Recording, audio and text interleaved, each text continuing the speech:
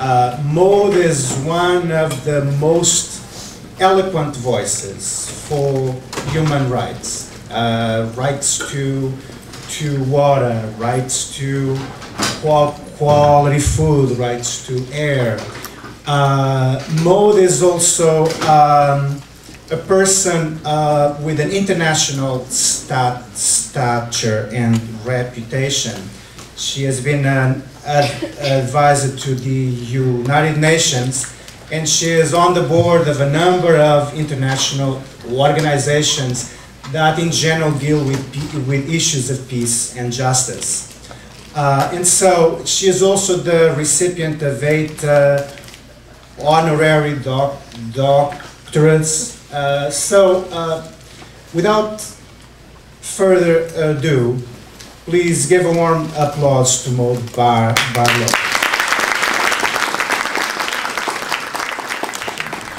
I'm going to talk at you for a little while, and then I'd really like to talk with you and have a conversation, because I find that part of this discussion the best. But I want to start off by establishing that even though we're living right now, and with all this rain and flood and so on, we actually are a planet in crisis around water. And we have to remember that climate change doesn't mean everywhere will get drier and warmer. It does mean there's going to be changes to the climate, and some places are going to get wetter. In fact, Al Gore says that New England's going to be a rainforest. So I don't know, I'm looking around and thinking maybe it started. He also says that Europe's going to get colder, and of course Europe got real cold and real blasted with winter this year. But the story is basically this, and just walk into my world with me for an hour, the next hour, hour and a half, because I do a lot of work not only in my country and in the United States. I chair an organization here called Food and Water Watch, based in Washington, but we have offices around the country. And if you want more information on how to get involved in this, you can go to foodandwaterwatch.org here in the US. And to my website, Canadians.org in Canada, the Blue Planet Project, if you're interested in some of the international issues. But I do a lot of work not only in North America, but around the world, both on the issue of the human right to water. So I work in really poor communities in a lot of places, from Latin America to Africa to Asia and so on, to right up to the big institutions, which we fight a lot. From the World Bank to something called the World Water Council. I call them the Lords of Water. These are a bunch of the big water companies and World Bank officials that have set themselves up as kind of the folks who are going to make decisions around water for the whole world. And the UN, which is schizophrenic, frankly, on the issue of water and the issue of rights. Sometimes they're good, sometimes they're awful. It depends who you're dealing with. And so we're still in a fight for the soul of the UN, but certainly I do fight against these big institutions and the way they are interpreting what needs to happen. So that's just a tiny bit of information about me. And we're part of a movement. We have a really wonderful global water justice movement. We call ourselves Water Warriors. And we're really growing, and we're becoming a real force to be reckoned with. And it's a very exciting thing to be part of. So I love speaking to students, because you guys are forming views on stuff, and you're hearing different views in the classroom, and I think it's really, really wonderful to spend this time together. So I say off the top that I believe that the global water crisis is the greatest ecological and human crisis of our time. If you put it up against climate change, to me the water crisis comes first, partly because it's the first face of climate change. And when you hear about climate refugees, you're generally talking about water refugees. Either they've run out of water, or the water's too dirty, contaminated to drink, or whatever. But it's also the #1 killer of children in our world. More kids die every day of waterborne disease than HIV, AIDS, war, and malaria put together. It is the killer. Every 8 seconds, a child in our world somewhere dies of waterborne disease. It's about 3.5 million people a year. And in the global south, 85% of all illness and death is linked to dirty water. If we could solve this issue, we could solve almost all of the health problems of the world, if you can believe it. I spoke to a group of young medical students, people who are just about to graduate, at a conference not long ago, and they're all heading off, they're all into development and heading off to the global south to do work on health. And I said to them, there's nothing more important than you can do than help us solve this crisis of the global water situation, because if we can, you know, if we can fix that, we really can start to move to the next level. Well, why is there such a crisis? Well, here it is a mixture of poverty and injustice, but actual water shortage. So I do want to establish that we are talking about a world running out of water. We all learned back in about grade 6 that that can't happen, right? We all learned that there's a finite amount of water in the hydrologic cycle, and it goes around and around, and it can't go anywhere. You can use as much as you want because it comes back. We all learned that. Well, our teachers weren't lying, but they were really wrong. And what we're learning now is that we have a planet where demand is dramatically outstripping supply. This finite amount of water, and if you were to put all of the world's water in a 1-gallon container, the amount of available fresh water that we can use is less than a teaspoon. So it's just, you have to try to imagine, of all the water in the world, all we have is about a teaspoon versus that gallon.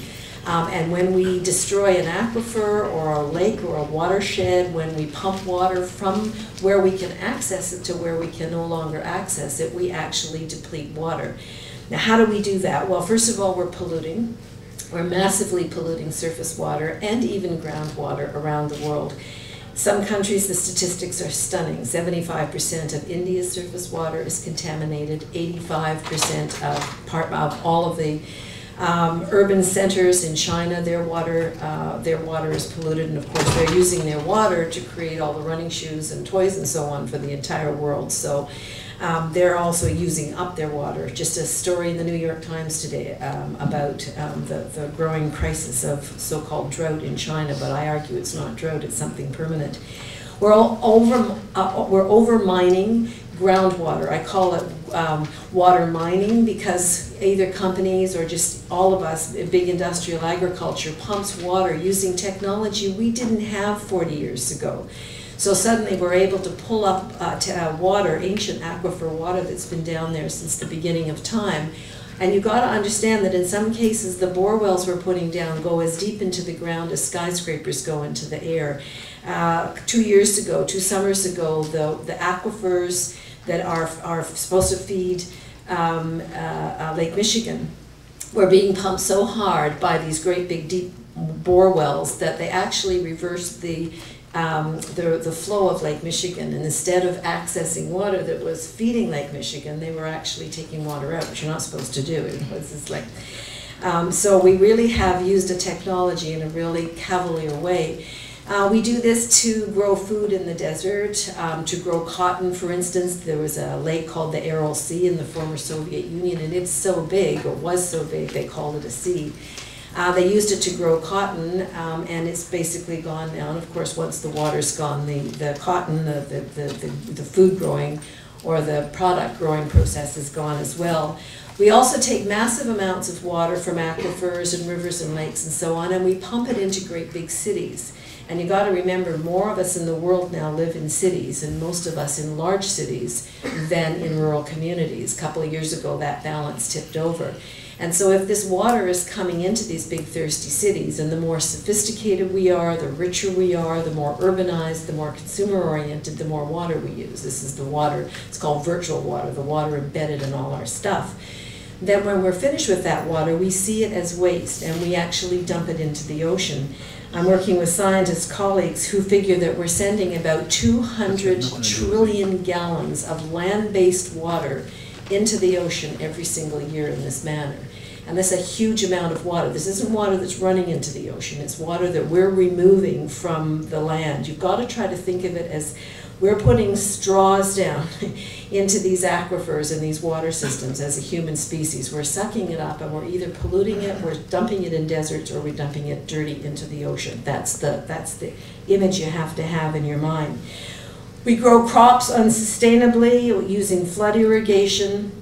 We're growing huge amounts of biofuel. A third of the global water withdrawals are now being converted to grow food to feed cars. It takes 1,700 gallons of water to produce 1 gallon of corn ethanol. It is an absolutely insane use of our water, and an insane use of our of our land resources, because we won't give up our cars and we won't, you know, try to convert to something that is not going to destroy some other part of our world. Virtual water trade is something where we take water, we grow something or produce something, and then we export that away. You won't believe this. Americans don't believe me when I tell them this, but you send a third of your daily water use every single day out of not just watersheds, but right out of the country. And you don't have water to spare, let me tell you. Maybe around here it feels like it, but not overall.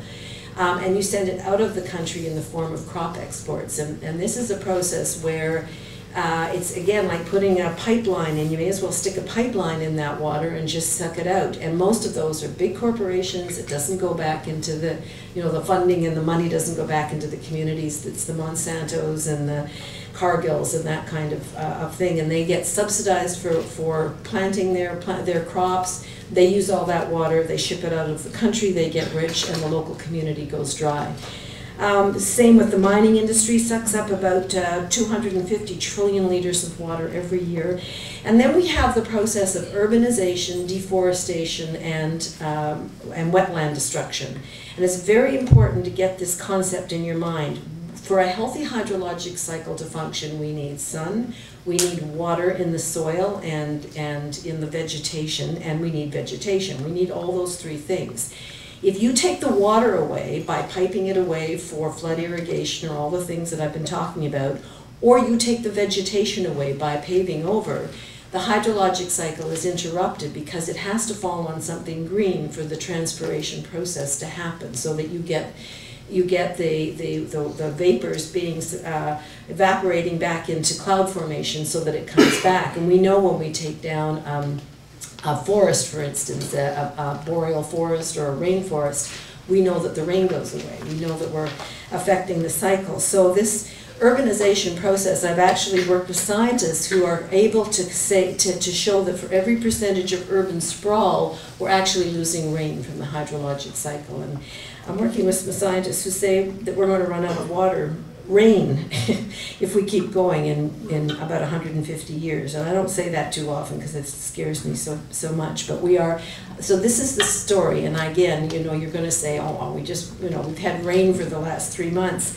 Around the world, we're creating desert really, really fast. People call them sandscapes. The desert is expanding in 100 countries in the world.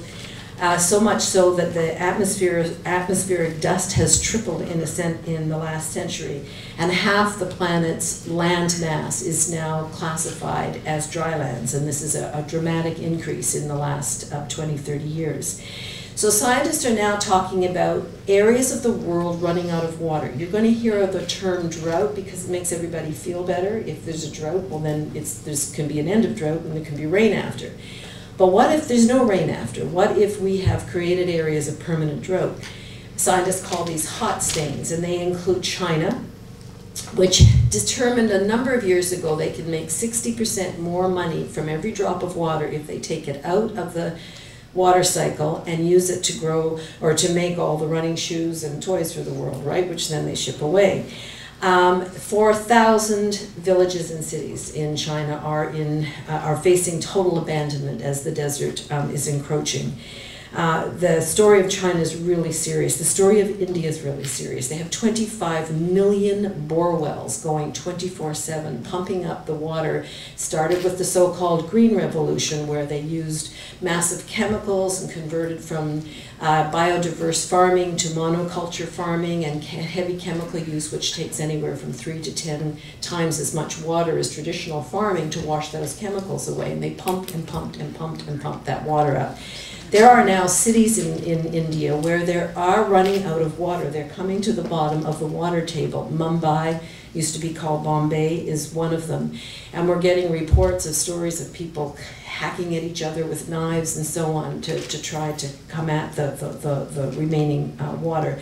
I think India is a terribly serious example. All of the Middle East is in water crisis. It's a big part of the political crisis there too, but people don't talk about it much. Australia, I love Australia. I've been many times. Australia has done everything wrong with its limited water resources. All these Europeans came over and they decided that this looked like England or something, which it isn't. It's the driest inhabited continent in the world. So they planted all these kind of trees and flowers and stuff, and then built massive industrial farms that sucked up the water from the Murray-Darling and exported it all over the world in the form of rice, which is water-intensive, cotton, and so on. Now wine, you know, the lovely wine that comes from Australia, drinking up the last of the water from the Murray-Darling. So the Murray-Darling no longer reaches the ocean, and it's dying from the bottom up. Southern Europe is in crisis, 80 million people in jeopardy within the next 20 years around the Mediterranean. Mexico City is sinking on itself. They've pulled out all the groundwater, so much so that literally big, you know, as in Florida, as a matter of fact, big sinkholes open up, and houses and shopping centers and so on drops in. Africa, 22 countries in Africa are in crisis. I could not exaggerate the African crisis. Right now, 1 in 3 people in Africa does not have access to clean water. Within 10 years since the United Nations, it'll be 1 in 2, unless we do something dramatically different than we're doing now, going entirely in the wrong direction. Every one of the 677 major lakes in Africa is in crisis.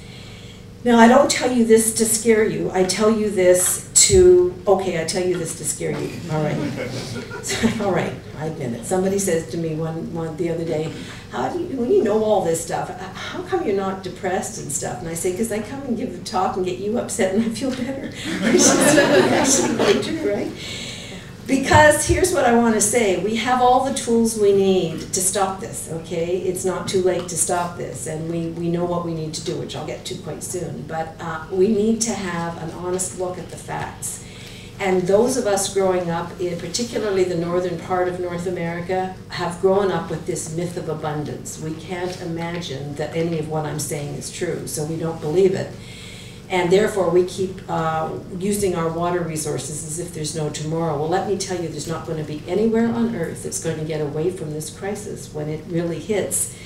Either the parts of the world that don't have water will come after that water that exists in other places, it's already happening, or people will need to move there, because you're going to see water refugees really, really soon, and we're already seeing them in parts of the world. Yemen is probably going to be the first country in the world to run out of water. And it's also the source of a lot of the conflict from which the training of terrorists and so on comes. So this water conflict is deep, deep, deep. So as a result of this crisis, we are seeing forms of conflict around water, and I just want to briefly touch on them, and then I want to talk a wee bit about the US and then what I think we should do, and then I want to talk with you. Water conflict is taking a number of forms. One is the whole issue of national security, where a number of major superpowers, this one being one, China being another, are looking outside their own borders the way they have for energy, for looking for future sources of water. Because you can't be a superpower if you don't have energy and water, right? And it's just beginning to dawn on countries that they have to think this way. China is doing 2 things. China is building massive dams, hydroelectric dams, but also a big pipeline to take the water from the Tibetan Himalayas, which is all the water that feeds all the great rivers of Asia. So you can imagine the conflict that's going to be coming between, for instance, India, which is running out of water, and China, which is taking that water. But China and India are both knowing they're going to run out of water, and therefore the ability to produce food. They're buying up massive amounts of land, mostly in Africa. This is called land grabs, and you can just Google land grabs. You'll find all sorts of recent reports on it. Land and water grabs. So they're buying the actual physical land in other countries, so they own it as a nation state. There are also big investment pools going around the world buying up land and water so that it's there for the future. They're just holding it for a future time. And that's going to be a very big source of conflict geopolitically.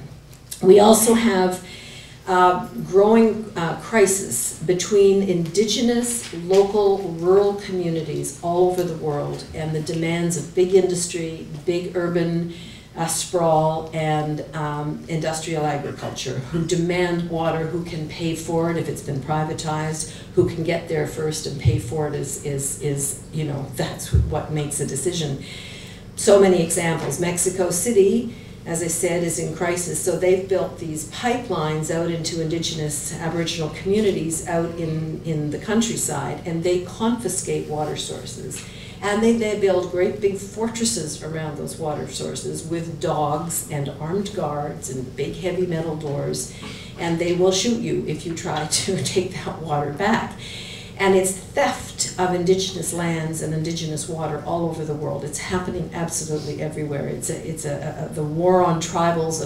Vandana Shiva, a colleague of mine, works in India, and they've got a tribunal right now on what they call the assault on the tribals, and or another colleague calls it the depeasantization of the land. They want these peasants, these old-fashioned peasants, off the land, and they want that land for monoculture crops, or they want it for free trade zones and that kind of thing. So there's a very, very huge human rights dimension here to who's taking water and under what conditions and how they're doing it. Then there's the rich-poor split. If you live in a poor country, you still will have a wealthy class, and every single poor country has a wealthy class that can have all the water it wants because it's been privatized. And so they just buy what they want, and people who don't have that money go without. Which leads to the other confrontation, which I've been deeply involved in, and it's the one around the question, is water a private commodity to be put on the open market for sale like running shoes or Coca-Cola, or is water a part of our common heritage, a human right, a public trust, something that also has rights in the ecosystem? Do other species have rights to it? You might guess that I come down on this side, hint, hint. But it is a very powerful contest that's happening right now between those who want to put it out there just as a commodity, let the market take it, and move it up. Now, and I've watched this happen. I have written several books, a bunch of books, but I've written several books on water. And the first book I wrote on water, Blue Gold, came out in 2002. There were no indexes on the stock exchange on water.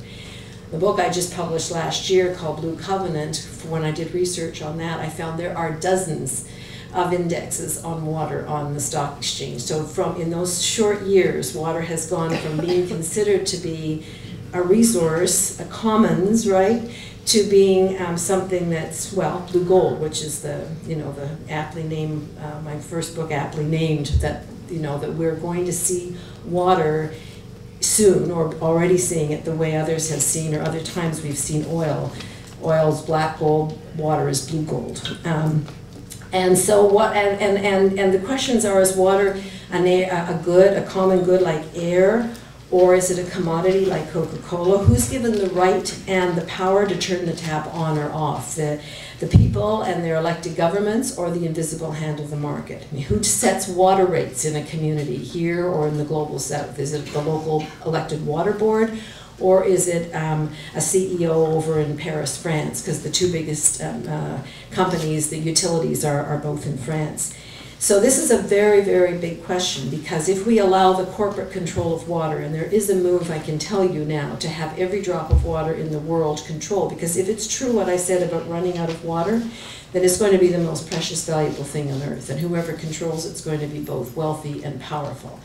So there's a real move on to make this thing a private commodity. The ways this is, and if that happens, only those who can afford it will have access. Nature will have to fend for itself, which it's pretty well doing anyway now, but at least we have the ability to step in as governments and say no. And there will be very little incentive to protect source water if we privatize water and then dirty water becomes the hottest commodity around. If you're a private corporation in the water recycling business, water shortages are really good for business, right? What kinds of privatization are we talking about? Well, there are several. There's the utilities, and this is the water services, where you are given a service for your water, the delivery and the cleaning of the wastewater. Mostly it's still public in the global north, but they're all over anyway. These companies are really wanting to have a foothold in North America.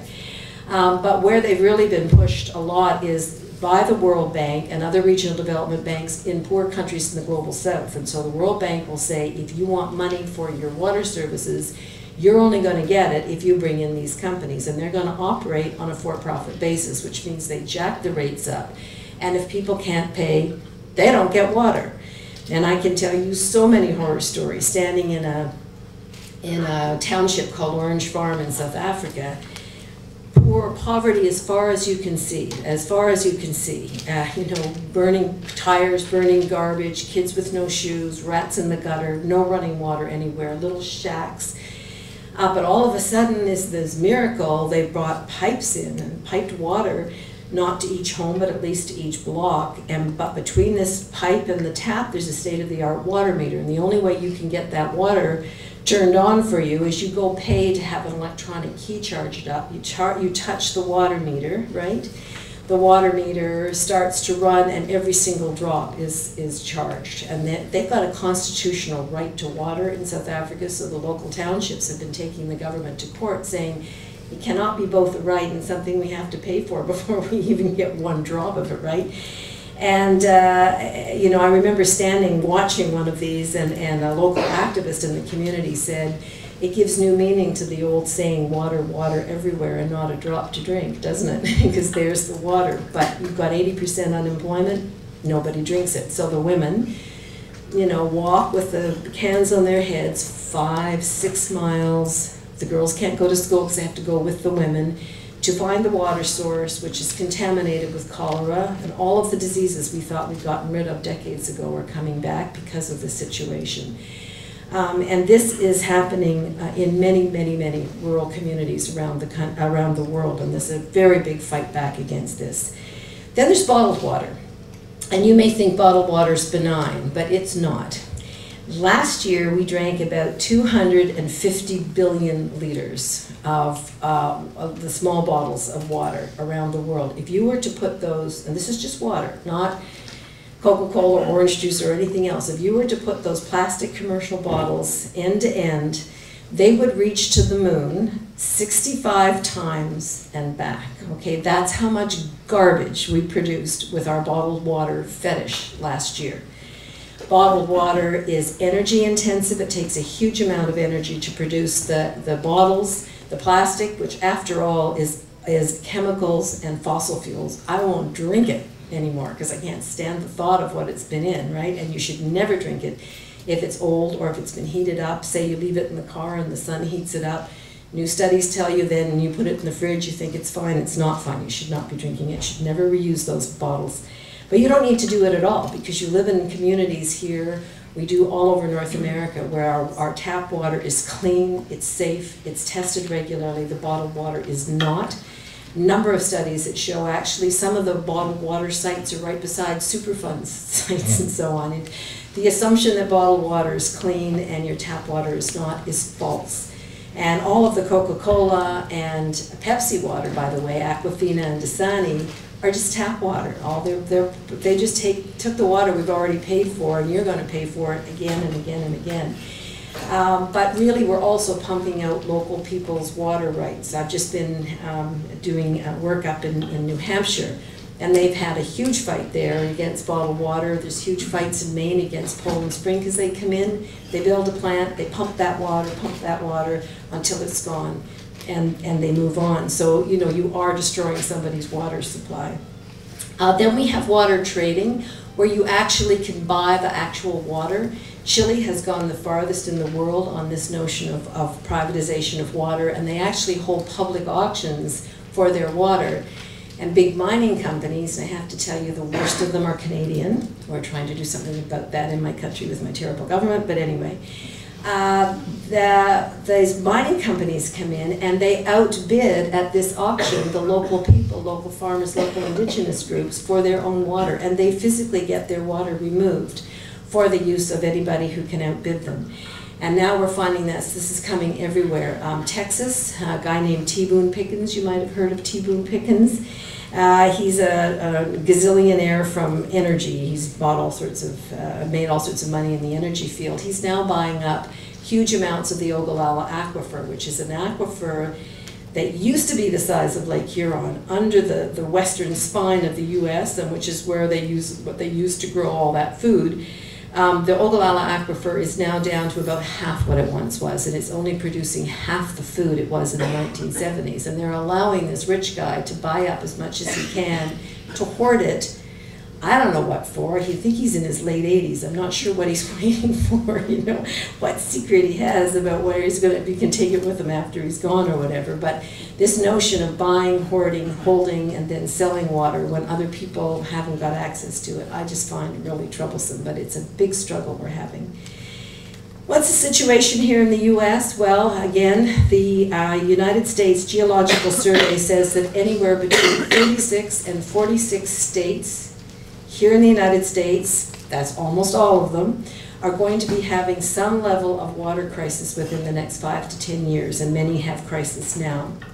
There's a recent study by the Urban Water Council of 373 American cities, and they found that half said they do not have faith that they'll be able to supply their communities with water within the next 20 years. Now, that's a huge number. Many areas of hot spots, Florida, Texas, actually the Southeast is in growing crisis, but of course the part of the country that is in most crisis is the South and the Southwest. And you've got a lack of water already, combined with explosive growth. 92% of the country's fastest growing counties are in the South or the Southwest. Colorado River is in catastrophic decline. This is the words of scientists. You know, being drawn down again by this overpumping and by this virtual water trade, and the fact that everybody here, half of all your daily water use here is in groundwater. The Lake Mead was the artificial lake that was created when they built the Hoover Dam, and it was at one time the deepest and biggest man-made lake in the world.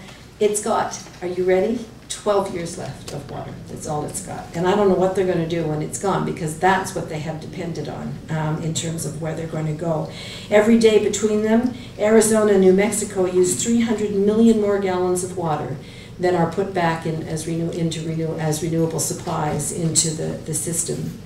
Of this area, the New York Times predicts an apocalypse and an Armageddon. The Great Lakes is another area of deep concern. We have invasive species, massive pollution, climate change, and depletion, because again, we're pumping the water away faster than it can be replenished. We take about collectively 1 trillion gallons a day from the Great Lakes. We do not put back, with nature and our human selves, we do not put that much back, and so every day we're depleting. There's a guy named Stephen Chu who's a Nobel laureate and the director of the Lawrence Berkeley National Laboratory. And he was asked about the prospects for water security in the United States, and he said this: there is a 2/3 chance there will be a disaster in the next decade, and that's our best scenario. And yet election after election, including the last one, there's no discussion of this, and it makes me crazy. Because I think it's such an urgent issue, and I think it's going to be suddenly understood to be such an urgent issue. And the only conclusion I can come to is that we just have this myth of abundance stuck in our heads, and this grade 6 lesson that we were taught, and this faith that technology will somehow come in and save us. And let me tell you about technology, it won't. There are some technological advances that are important. But desalination, for instance, this miracle of desalination is very expensive, energy intensive, so it creates more global warming, which is part of the problem for water, right? And it puts a polluted brine back into the ocean, a mixture of chemicals, the dead aquatic life that was sucked in, and intense salt. And where they're using a lot of desalination technology, for instance, in the Middle East, they're very worried now about the coastal areas, because they're seeing a decline in fish and coral and so on from the poison that's put back into the ocean. So here in the US, we've allowed unfettered development, golf courses, swimming pools, mega houses in the desert. As we speak, they're building the biggest water theme park in the world in the desert in Arizona. And they actually had a debate and a referendum, and the people of the community voted for this water park. They have to import the water. They're going to have waves so big you can surf on them, and they're going to have rivers that move so fast you can whitewater raft on them. This is a form of insanity and denial, in my opinion. We continue to dump our toxins and sewage in our water systems. More than half the country's industrial and municipal wastewater facilities exceed the limits of the Clean Water Act. We subsidize wasteful, chemical-driven, water-intensive industrial food production, and we use flood irrigation to grow inappropriate crops. Listen to this stat. An astonishing 75% of all irrigated land in the U.S. is in the 17 states where precipitation isn't sufficient to sustain crop production. In other words, the massive amount of food production, most of it for export, is taking place in the states running out of water. It's going to take a brave politician or politicians to confront this, and nobody likes to open their mouths and say anything about it. And biofuel production is the worst. In California, they have plans to subsidize for biofuel production that would need another third of the Colorado River. They don't have another third of the Colorado River. It's like, why are these people not talking to each other? You've got the biofuel people in government here handing out subsidies to farmers, and the water people over here, why are they not talking to one another? Many, many other issues. Nuclear reactors use and destroy massive amounts of water. Same for the computer chip industry, same for mining, same for coal and gas production, this refracting. You're going to hear a lot about the shale operations where they get so-called clean gas by pumping massive amounts of water laden with chemicals horizontally into the rock base and pump the natural gas up. New York State alone is looking at up to 6,000 wells, each of them which will need and destroy 8 million gallons of water. So we're mining groundwater as if there's no tomorrow. We're polluting water as if there's no tomorrow. We're moving water from where we want it to grow whatever we want, to build whatever we want. And here's the most important thing we need to understand. We've stopped being part of nature. We think we can take whatever we want to make us happy, rich, you know, make life easy. Hey, it's easy to carry my plastic bottle of water around. I don't give a shit what if it takes 500 to 1,000 years to break down on the ground. It doesn't bother me. We are so lazy and we have become so spoiled that we don't have any idea what we're dealing with here. Here's the reality. Water is not there for our pleasure. Water is there to give life in the land to all living things. And if we continue to treat it like this, we're going to die too. It will be the species first, and poor people second, and us third. But everybody will be affected because we will not see water as the essential element in nature that gives us all life. And we're going to have to start governing our lives by where water is and not where we want it to be. That's going to be a really big change. And I don't see any lawmaker that I've ever heard of in anywhere except a few countries that are already running out and now are looking at it, who really get this and who are really starting to talk about this.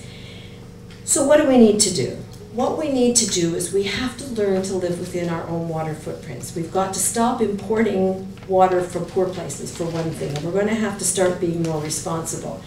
I went to Kenya last year, and I went out in East Africa, and I went out on this lake called Lake Naivasha in the Rift Valley, and it is hauntingly beautiful. It's the site of the last wild hippopotamus herd in East Africa.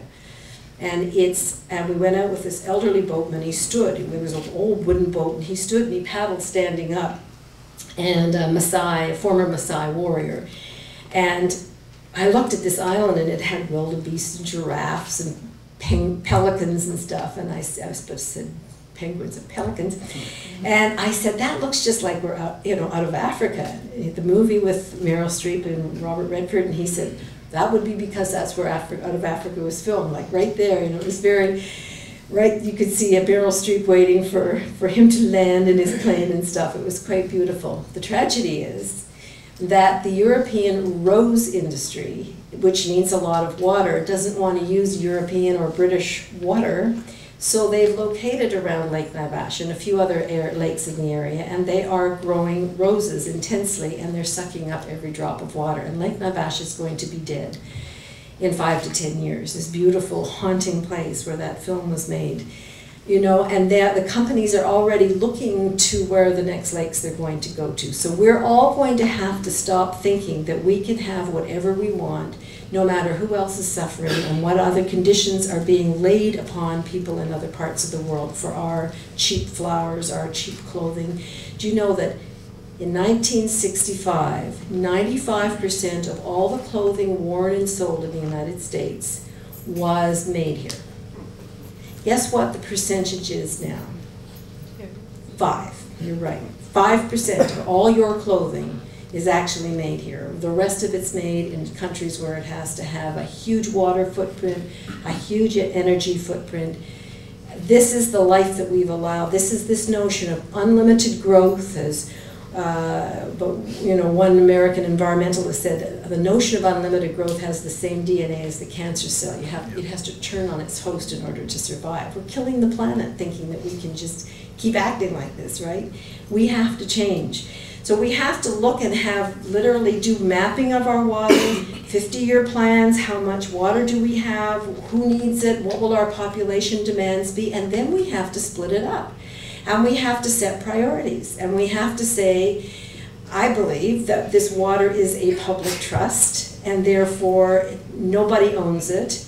And then we have to say that we're going to place priority use on it, and that would be equitable access for all people, this notion of the public trust and a human right. And that we're going to keep it in the watershed as much as possible, do as little damage as humanly possible. And more importantly, equally importantly, for local food production. We're going to have to stop bringing our food in. The average North American dinner plate has traveled 1,500 miles to get to us. It's insane.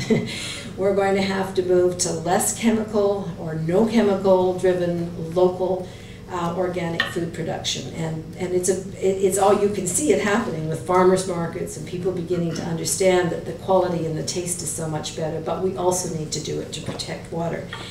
I look at, I was really proud and excited to work on this notion of the public trust in Vermont. Vermont is a state that has a lot of groundwater, and they were finding they had no legislative protection. They were finding that a lot of the big companies, particularly the bottled water companies, were coming in, pumping, just taking the water and, Poland Springs all through Maine and New Hampshire, and wanting to move into Vermont. So they brought in legislation, and it passed unanimously, and it was introduced by a woman, a Republican state senator, and a woman Democratic state senator, which I love, because I always think this should actually cross party lines, because it's about life. So they declared their water to be a public trust, and they said it doesn't belong to anyone. It needs to be properly managed by the state, not as a free-for-all. There will be a priority, and that they will preserve it for future generations. And I think it's a fabulous piece of legislation, which we should be looking at in every state. Just finally, 2 thoughts, and then I want to open up a discussion with you. We really need to think about conservation in a very different way. Restoring watersheds, not just protecting, but bringing water back, conserving, protecting source water, including really seeing anybody who would pollute as being a criminal, seriously. I can't think of a worse crime, really, in some ways, than to pollute water that other people need for life.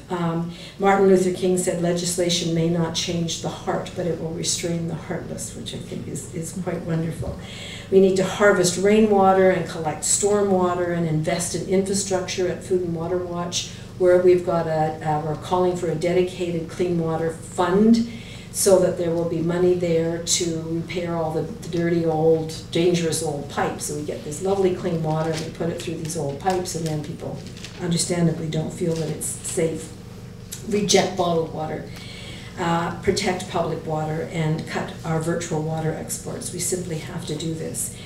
We also need to see water, and this is my kind of hopeful note to end on, not only as a public trust and a human right, and we're working hard at the United Nations to have water declared a human right.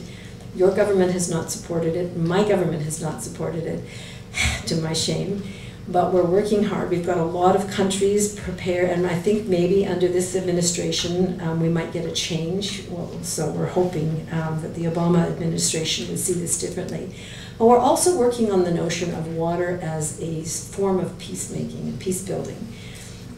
And that's the notion that instead of seeing something as a contested area, it's something we have to share. It's like the Comet movie, where the comet's coming to Earth, and all of a sudden all of our differences don't mean anything because in 72 hours the whole Earth's going to blow up, we're all going to die, right? So they send Tom Cruise up, or one of them, to blow it up, and I always think, take the wife, take the kids, leave half of them up there. Anyway, we do have a comet. It's called the global water crisis, and it's here.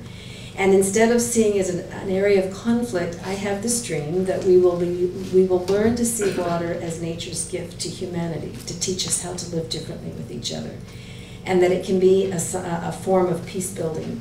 And I give to you as an example, my favorite example, there's a group called Friends of the Earth Middle East that has been working tirelessly for 14, 15 years now to bring sanity to their water protection. And they're saying, look, we're not going to look after, we don't talk about politics, history, who's done what to whom. And it's Israel, the Palestinian territories, it's Syrians, it's the Lebanese. They've all come together in this group, not all of the countries obviously, but these people in Friends of the Earth. And they've said, let's not talk about all that, let's just talk about how to protect the Jordan River. And they've been so successful that they've taken a piece of the wall down, which I find very moving. And there's a wonderful photograph of 9 mayors from 9 villages where they have been fighting each other, where they even still fight each other, but when they get together around water, they're together jumping in, holding hands, jumping into the Jordan River together, which I find is a very moving concept and a very moving image. So we have it all before us to do, and I can't tell you as students, youth, a lot of young people in this room, to give your life to a life of activism could not be a more wonderful thing for you to do, and to help us bring this human right to water. We need people in development, we need lawyers, we need teachers, we need people in urban planning. Like, it doesn't matter what you're doing, we need your voices. I just want to end with two quotes, my 2 favorite quotes, and then talk with you. The first is from Carl Sagan, who said, the late great American scientist, he said, anything else you are interested in is not going to happen if you cannot breathe the air and drink the water. Don't sit this one out, do something. You are by act of fate alive at an absolutely critical moment in the history of our planet. I think is quite gorgeous. The other is from Tolkien. This is Gandalf, and you'll remember from the book or the film. I loved this before the films, but I did love the films too. But when he's about to face that night when everything good in the world and all of nature may face, the death and the destruction. And I'm kind of on a Tolkien kick these days because I was out in Alberta touring the tar sands. You guys might not know, but the majority of energy coming to the United States does not come from Saudi Arabia anymore. It comes from the Alberta tar sands, which is one of the dirtiest heavy energy projects in the world and growing very fast and destroying water. They've cut down a boreal forest the size of Greece.